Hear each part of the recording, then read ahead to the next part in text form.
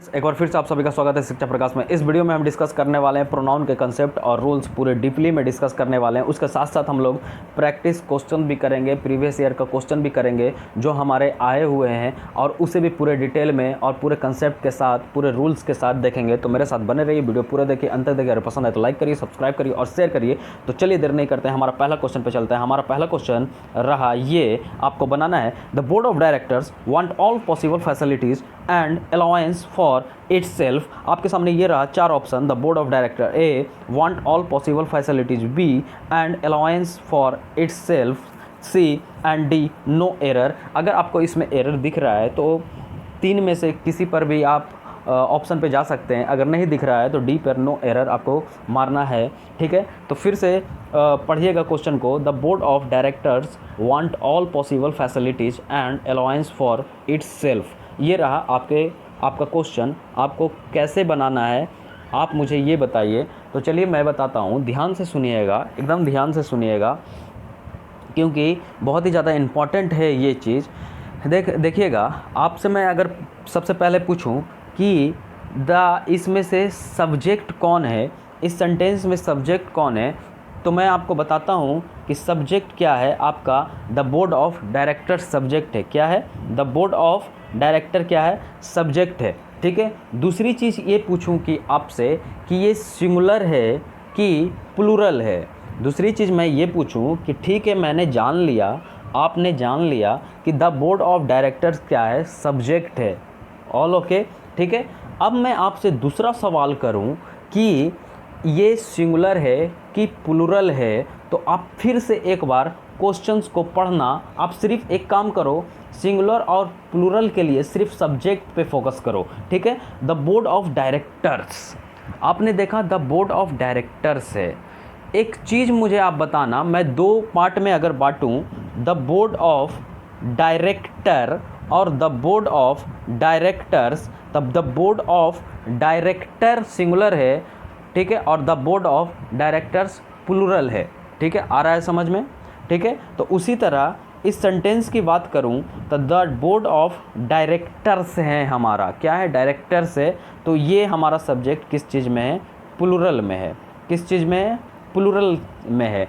एक चीज़ और आप ध्यान रखना कि प्लूरल के बदले प्रोनाउन भी प्लूरल ही इस्तेमाल होंगे, बिकॉज वो अपने नाउन को सेटिस्फाई करके चलते हैं।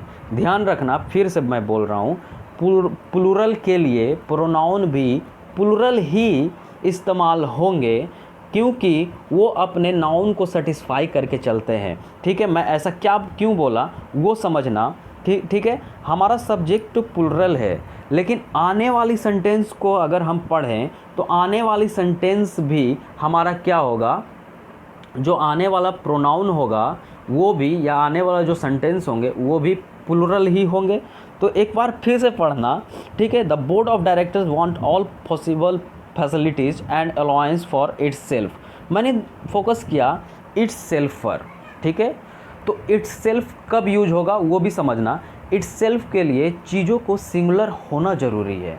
ठीक ना, अगर इट्स सेल्फ का आप यूज कर रहे हो तो उस चीज़ को ना सिंगुलर होना ज़रूरी है। लेकिन हमारा सेंटेंस में क्या है? प्लूरल सब्जेक्ट ही है। तो हम कैसे यूज कर सकते हैं? हम तो यूज नहीं कर सकते ना। एक तरफ आप सब्जेक्ट को प्लूरल दिखा रहे हो और दूसरी तरफ आप रिफ्लेक्सिव प्रोनाउन को आप क्या दिखा रहे हो? सिंगुलर दिखा रहे हो। It's not possible. ठीक ना।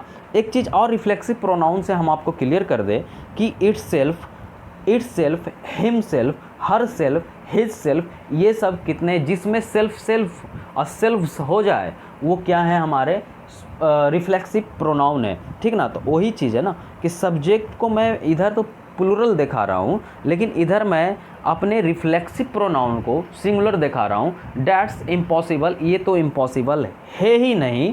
ठीक है, आप में से सभी लोग जानते होंगे, we all know, she, he, it और दे चार पर्सनल प्रोनाउन होते हैं। ठीक है, ये चारों पर्सनल प्रोनाउन होते हैं। इनमें से किसी सिंगुलर का जिक्र किया जाए, चाहे मैस्कुलिन, फेमिन या न्यूट्रल, किसी का भी जिक्र किया जाए, इन तीनों के लिए ही, सी, इट आ सकता है। क्या आ सकता है? इन तीनों के लिए ही, सी, इट आ सकता है। उसी तरह मैं अगर बात करूं इसका, तो यहाँ तो सिंगुलर है, यहाँ सिंगुलर है, ठीक है। एक चीज़ और मैं आपको समझाना चाहता हूँ कि अगर ये सिंगुलर, अगर ये मान लो लेट कर लो, मान लो कि अगर द बोर्ड ऑफ डायरेक्टर रहता, तो मैंने क्या बोला, प्लुरल के बदले प्रोनाउन भी प्लुरल ही इस्तेमाल होंगे, ठीक ना। प्लुरल के बदले प्रोनाउन भी क्या होंगे, प्लुरल ही इस्तेमाल होंगे, बिकॉज वो अपने नाउन को सेटिस्फाई करके चलते हैं, ठीक ना। तो अगर the board of director singular होता तो आगे वाला भी यहाँ क्या होता, यहाँ इटसेल्फ होता कि हिमसेल्फ होता। आप मुझे ये बता देना थोड़ा, यहाँ अगर तब भी ये क्वेश्चन एरर में आ जाता अगर यहाँ बोर्ड ऑफ डायरेक्टर सिंगुलर होता और यहाँ इटसेल्फ होता। क्यों होता, क्योंकि the board of director singular है तो उसके जगह क्या आ जाता, यहाँ पर आ जाता हिमसेल्फ आ जाता। क्या आ जाता, यहाँ पर इटसेल्फ नहीं लगकर हिमसेल्फ आ जाता, ठीक है। लेकिन इस क्वेश्चंस में हमारा क्या है, द बोर्ड ऑफ डायरेक्टर से प्लुरल है तो यहाँ पर इटसेल्फ हटाकर आप देम सेल्व्स कर लीजिएगा। क्या कर लीजिएगा, देम सेल्व्स कर लीजिएगा, ठीक है। आई होप कि आपको समझ में आया होगा। एक चीज़ और मैं इसमें आपको क्लियर कर देना चाहता हूँ, बहुत ही अच्छा चीज़ है जो आपको क्लियर करना चाहता हूँ इस कंसेप्ट में। इसलिए देखिएगा, आप मुझे ये बताइए, द बोर्ड ऑफ डायरेक्टर से मुझे ये नहीं पता चल रहा कि ये मेल है कि फीमेल है, ठीक है। मुझे ये नहीं पता चल रहा कि द बोर्ड ऑफ डायरेक्टर से ये मेल है कि फीमेल है, ठीक है। आपके दिमाग में एक क्वेश्चन क्लिक होना चाहिए कि यहाँ पर आप हिमसेल्फ ही क्यों लिखें।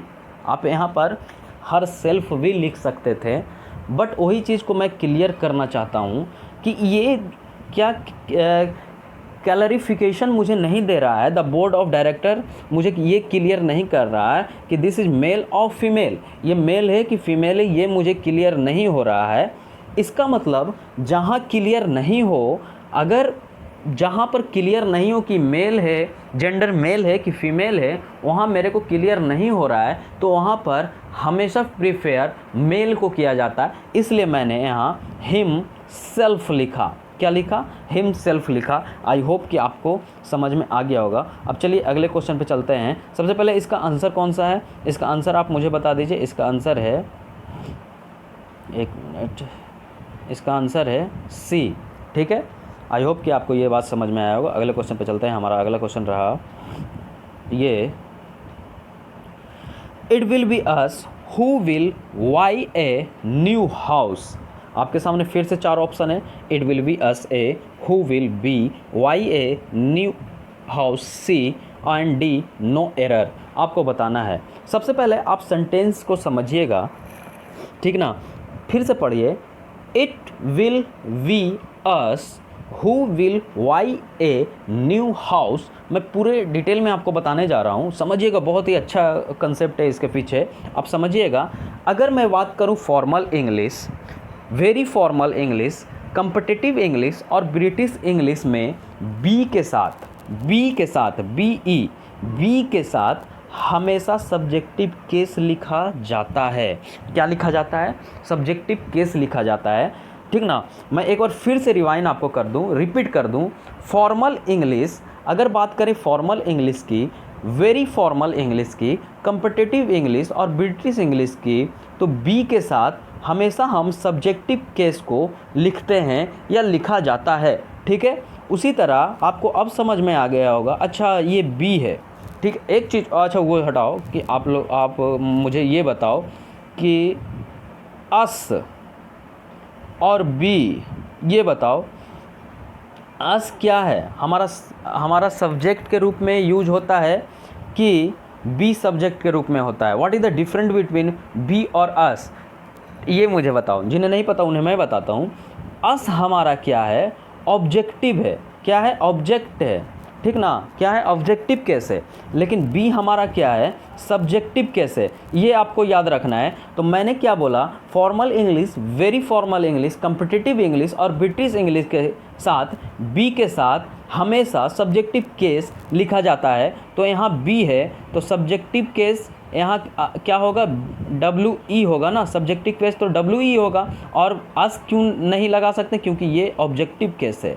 क्या है, ऑब्जेक्टिव है, इसलिए आपको ये बात भी याद रखना है। आई होप कि आपको समझ में आया होगा हमारा कौन सा आंसर है, ये है, ठीक है, 1 है। आप इसे आप करेक्ट इस तरीके से कर सकते हैं, इट विल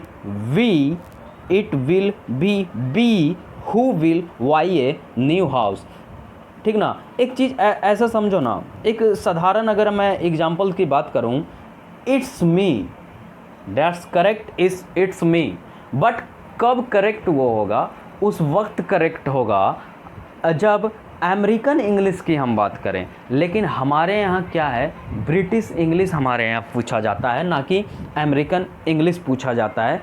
इसलिए मैं जोड़ दे रहा हूँ, इट्स मी नहीं होकर इट इज आई होगा, ठीक ना। क्या होगा, इट इज आई होगा। आई होप कि अब आपको ये बात समझ में आ गया होगा, ठीक है। अगले क्वेश्चन पे चलते हैं। अगला क्वेश्चन रहा हमारा ये, you and I will be punished. क्या है, you and I will be punished.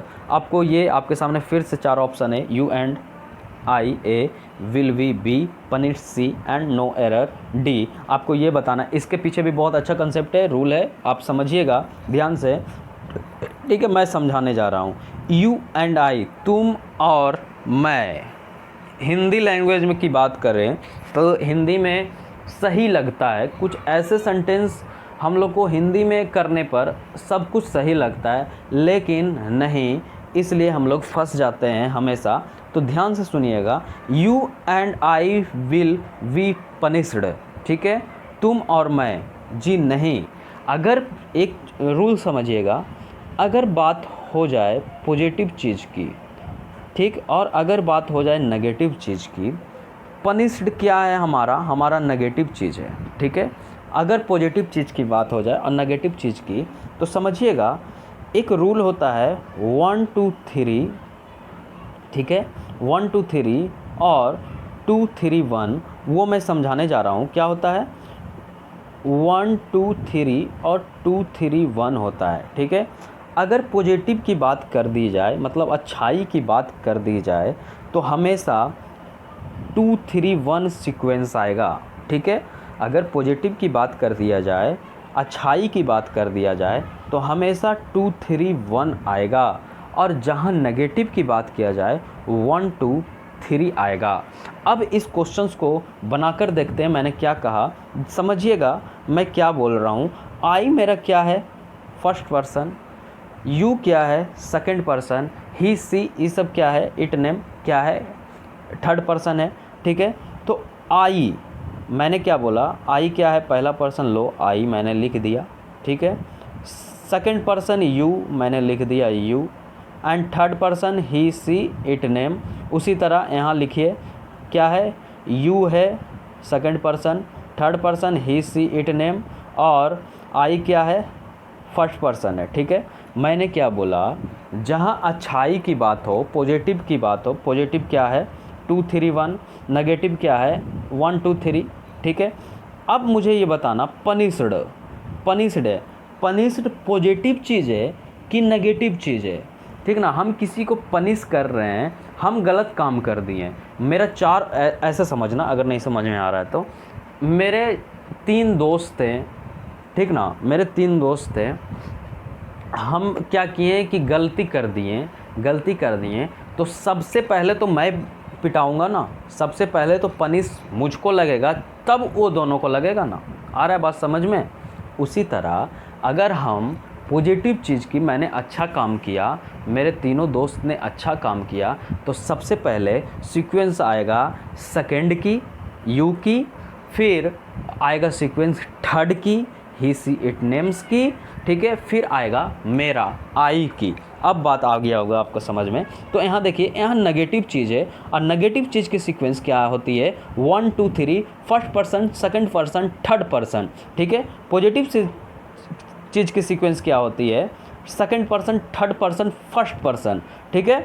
आ रहा बात समझ में। तो यहाँ क्या है, नेगेटिव चीज़, मतलब भाई पहले तो हम फर्स्ट पर्सन को कूट देंगे, पीट देंगे, ठीक है। तो पहला आएगा, तो आपका ये बताइए कि ये सीक्वेंस आई एंड यू होगा ना, आई एंड यू होगा ना, तो इसलिए आपका एरर हो गया ए पार्ट में। क्या हो गया? ए पार्ट में। आई होप कि आपको ये बात समझ में आया होगा। अगले क्वेश्चन पे चलते हैं। हमारा अगला क्वेश्चन रहा ये, फिर से देखिए, I and my wife were declare the best couple at the party. SSC CGL में आई हुई क्वेश्चन है 2016 में। I and my wife were declare the best couple of my party. इस बार बात कर दी है पॉजिटिव चीज़ की। किसकी? पॉजिटिव चीज़ की बात कर दी है। तो पॉजिटिव चीज़ में मेरा सीक्वेंस क्या था? 2 3 1 था। पहले सेकंड पर्सन, फिर थर्ड पर्सन, फिर फर्स्ट पर्सन। तो मैंने यहाँ देखा कि फर्स्ट पर्सन है, थर्ड पर्सन है, ठीक है, my wife is the third person, ठीक है, and I the first person मैंने देखा, ठीक है। लेकिन हमारा क्या था? पहले क्या था? सेकंड पर्सन था, फिर थर्ड पर्सन था, फिर फर्स्ट पर्सन था। कोई बात नहीं ना, हमारा फर्स्ट पर्सन नहीं है तो कोई दिक्कत नहीं ना। उसके बाद कौन सा आ रहा है? थर्ड पर्सन आ रहा है, तो हम यहाँ लिखेंगे my wife and I were declare the best couple at the party. I hope कि आपको ये भी चीज़ समझ में आया होगा। तो आपका एरर है फर्स्ट में। तो अगले क्वेश्चन पे चलते हैं। हमारा अगला क्वेश्चन रहा ये, she hates everybody and everything who remains her of her mistakes. ठीक है, ये बहुत ही अच्छा क्वेश्चन है, इसे भी समझिएगा। पूरा कंसेप्ट और रूल के साथ मैं समझाने जा रहा हूँ।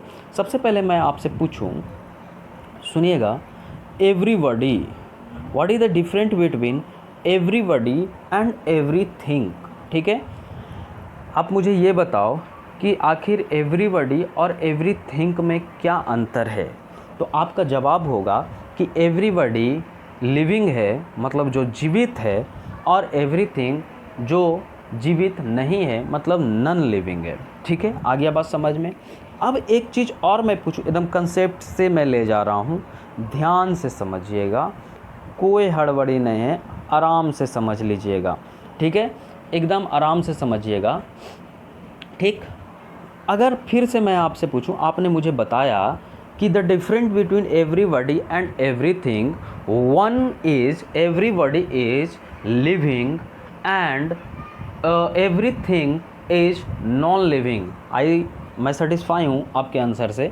एक चीज़ और मैं पूछूं कि अगर मैं आपसे पूछूं हु और विच में क्या डिफरेंट है।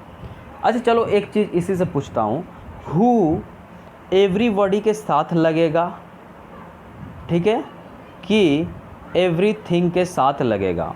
आप मुझे ये बताओ कि एवरीबॉडी के साथ विच का यूज होगा, कि एवरीथिंग के साथ हु का यूज होगा, कि एवरीबॉडी के साथ हु का यूज होगा, एवरीथिंग के साथ विच का यूज होगा?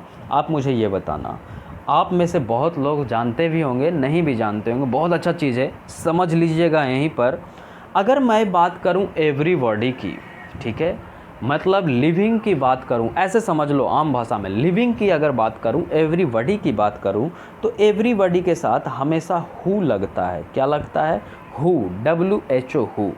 और जहां अगर मैं बात कर लूं एवरीथिंग की, मतलब नॉन लिविंग की, ऐसा समझ लो, वहाँ विच का यूज होता है। किसका यूज होता है? विच का यूज होता है। आई होप कि आपको ये रूल पता मतलब समझ में आ गया होगा। ठीक है, अब मेरा सेंटेंस थोड़ा देखिए, she hates everybody and everything who. मैंने देखा हु का यूज किया है, लेकिन सर आपने मुझे बताया था कि एवरीबॉडी के साथ हु का यूज होता है। अगर हम एवरीबॉडी के साथ हु का यूज कर दिए तो एवरीथिंग के साथ क्या यूज करेंगे? फिर भी आंसर गलत। ठीक है, अब मैंने यहाँ लिखा हु के जगह विच, ठीक है, फिर मैंने देखा, पढ़ा sentence, she hates everybody and everything which reminds her of her mistake. मैंने देखा कि एवरीथिंग के साथ विच का यूज सही है, लेकिन एवरीबॉडी के साथ तो हु का यूज होता है। फिर से मैंने देखा सेंटेंस गलत हो रहा है, मतलब दोनों कंडीशन में ये सेंटेंस क्या हो रहा है? रॉन्ग हो रहा है। इसलिए अगर जहाँ एवरीबॉडी और एवरीथिंग आ जाए, वहाँ पर हु विच नहीं मतलब कर हम डायरेक्ट डैट का यूज करेंगे। किस चीज़ का यूज करेंगे? डैट का यूज करेंगे। तो आई होप कि आपको ये चीज़ समझ में आया होगा। तो हमारा करेक्ट सेंटेंस बना, क्या बना? यहाँ पर हु को हटा दीजिएगा, यहाँ डैट का यूज कर लीजिएगा। ठीक है, she hates everybody and everything that remains her of her mistakes. ठीक है, डैट का यूज करना है। एक बार फिर से कर दूं, जहां एवरीबॉडी और एवरीथिंग दोनों आ जाए, एक ऐसा समझिए आम भाषा में लिविंग और नॉन लिविंग आ जाए, everybody the living and non and everything is the non living, ठीक है। और मतलब क्या, एवरीबॉडी के साथ you can use everybody as a who and everything as a which, तो दोनों यहाँ नहीं हो रहा है ना ही दोनों सेटिस्फाई नहीं कर रहा, इसलिए हम डैट का यूज करेंगे। आई होप कि आपको समझ में आ गया होगा। तो समझ में आया तो आपका आंसर हो गया बी, ठीक है। अगले क्वेश्चन पे चलते हैं। हमारा अगला क्वेश्चन रहा ये, none of these two principals has been looking after his college well, ठीक है। बहुत ही अच्छा क्वेश्चन है ये भी, समझिएगा। अच्छा मैं बताने वाला हूँ रूल से, ठीक है ना, ध्यान से समझिएगा। None of these two principal has been looking after his college well, ठीक है, समझिएगा। जहाँ मैं डायरेक्ट आपको बता रहा हूँ, ठीक है, सिंपल भाषा में बता रहा हूँ, सिंपल लैंग्वेज में आपको इसे बता रहा हूँ कि आपको याद हो जाए रूल, ठीक है। जहाँ टू की बात करें वहाँ नन की बात हम नहीं करेंगे, जहाँ टू की बात करें वहाँ नन की बात नहीं करेंगे, तो वहाँ करेंगे किसकी बात, नाइदर की, क्या, नाइदर की बात करेंगे, ठीक है, या आइदर की, ठीक है। अब दोनों में डिफरेंस समझ लेना ध्यान से, ठीक है। मैंने क्या कहा, जहाँ टू की बात करेंगे, टू की बात करेंगे, जहाँ टू आ जाए वहाँ तो पहली बात तो हम क्या करेंगे, नन की बात नहीं करेंगे, मतलब नन यहाँ पर गलत हो गया, यहाँ हम नाइदर या आइदर का यूज करेंगे, ठीक है। सर नाइदर किस कंडीशन में करेंगे और आइदर किस कंडीशन में करेंगे, थोड़ा ये बता दीजिए। जी हाँ, मैं बताने वाला हूँ आपको, देखिएगा। नाइदर का यूज करेंगे, यहाँ नन है, मतलब नेगेटिव चीज़ की बात की है, क्या की है, नेगेटिव चीज़ की बात की है, तभी तो नन आया। अगर पॉजिटिव चीज़ की बात करता तो एनी आ जाता ना, एनी ऑफ, ठीक ना, एनी आ जाता, इसलिए यहाँ नन रहेगा, तो आप नाइदर का यूज करिएगा। और अगर एनी ऑफ दे देता क्वेश्चन में तो आइदर का यूज कर लेते हैं। आई होप गाइज कि आपको समझ में आया होगा। तो आपका आंसर रहा first part error. I hope guys कि आपको सब कुछ समझ में आया होगा। समझ में आया तो लाइक करिए, सब्सक्राइब करिए और शेयर करिए। Thank you.